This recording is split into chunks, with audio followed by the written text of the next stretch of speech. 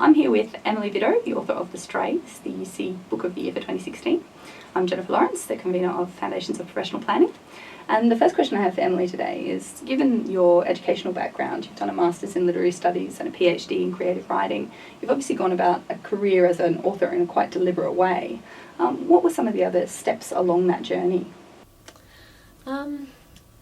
I don't know if I have gone about it in a particularly deliberate way. I was actually, I'd say, more going down a sort of academic path up until doing the PhD. I was sort of, my undergrad studies were in literature and the Master's was in literature as well, and I was kind of thinking more along that sort of academic line.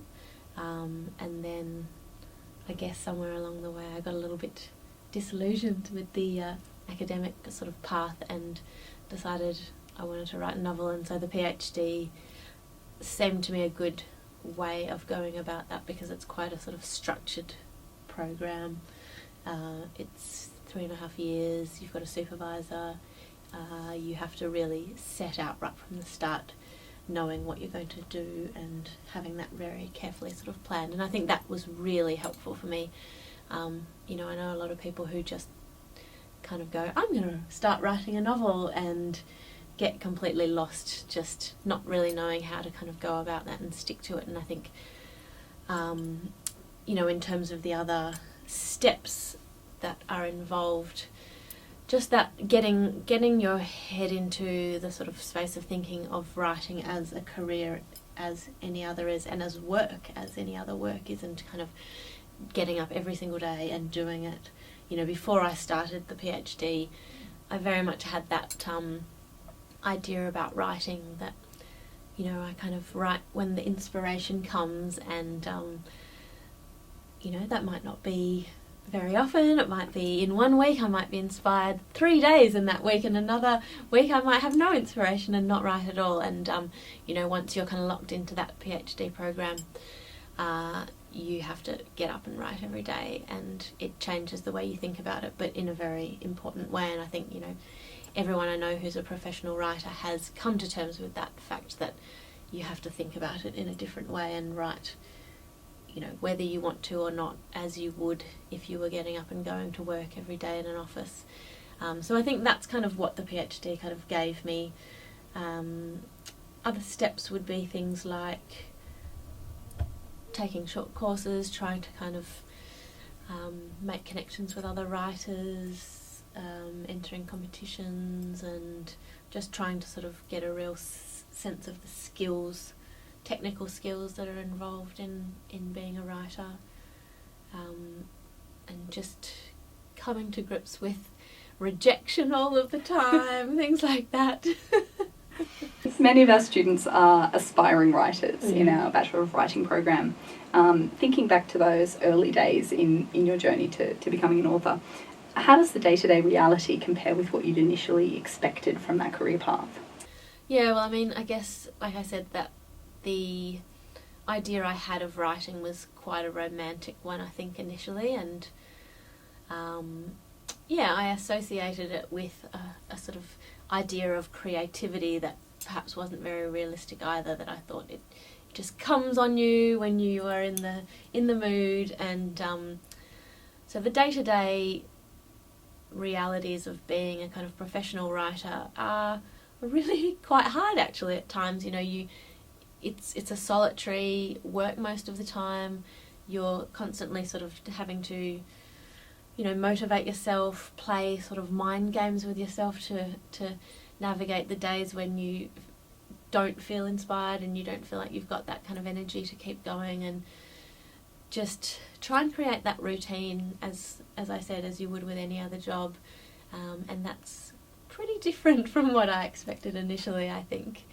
And I think any sort of successful writer that I've heard speak about the process of writing has talked about that sense of, the constant kind of doubt, the constant, the main difficulty, I think, is that dealing with yourself all the time and trying to motivate yourself without that sense of working within an environment with other people and working off other people's energy and all of those kinds of things that you might have in a more sort of regular job. So in addition to the writing itself, and you've just spoken a bit about motivation, what kind of skills or qualities, attributes, or even attitudes have you found have really helped you gain the success that you've seen in writing? I mean, I think probably sort of paradoxically you need to have a bit of an ego, a kind of ability to take the battering that will inevitably come, when you submit things to magazines or journals or competitions and get rejected. That is just absolutely going to be par for the course, and you just have to accept that that is going to be the way it goes and be okay with that, and have the sort of belief, I guess, in what you're doing to come through that. But also I guess sort of the opposite of that is just to value the process of what you're doing and not necessarily expect the outcome. I think you can't sort of count on that outcome. It's just it's a very difficult kind of industry to be in, especially today. And if you're not doing it because you love it or you feel compelled to do it, then you very likely won't get the other awards of, say, money or money.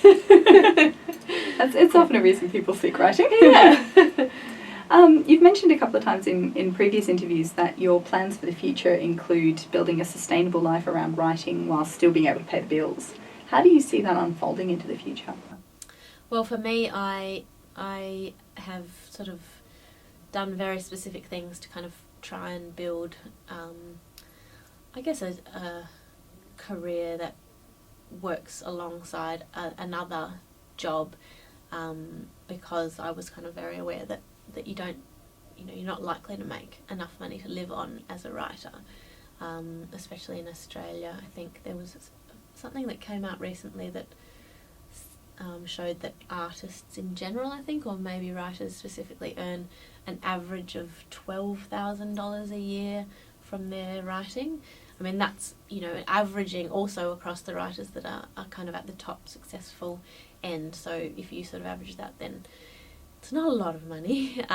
So for me, I started off doing quite a lot of teaching, uni teaching, which I really loved, but I found that was quite difficult to combine with the writing. So now I've actually opened a bar with my partner and 2 other friends, and that's been open for a year, and I haven't got much writing done, to be honest, in that time.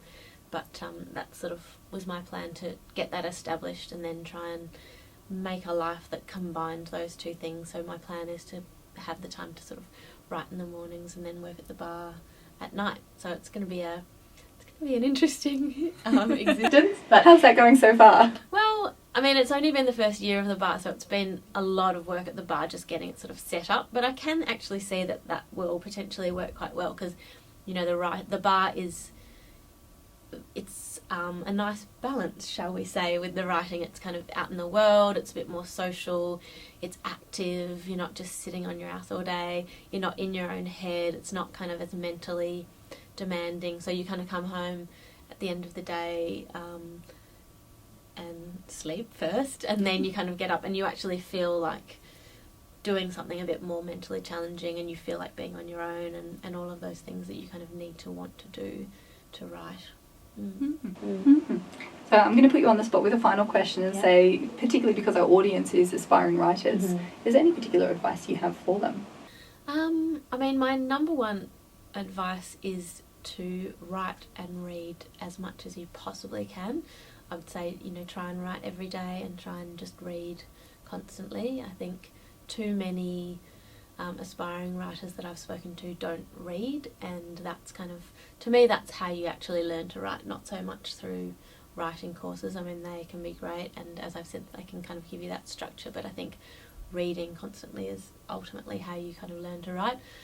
And I think, try and get involved in the kind of community that surrounds writing. I mean, I got a lot of help through, doing workshops and meeting other writers and sort of building that sense of community, finding other writers that I could get advice from and have read my work. And I joined the, obviously I live in Melbourne, so it was the Writers Victoria, which is the sort of industry centre, and they send you newsletters that have all of the different competitions coming up and opportunities and things like that. But just, try and really get involved in the whole world of writing and make it your life, I guess. If you really want to do it, you have to sort of make it the number one priority in your life, I think.